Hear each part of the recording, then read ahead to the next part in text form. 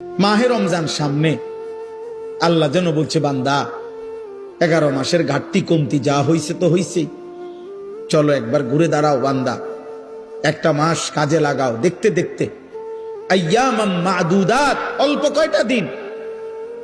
কয়টা দিন, কিন্তু বান্দা একটা মাস রমজান, মনে রেখো আমি প্রতি মিনিট প্রতি সেকেন্ডকে আমি আল্লাহ স্বর্ণ হীরা মণি মুক্তার চাইতে দামি বানায় দেব।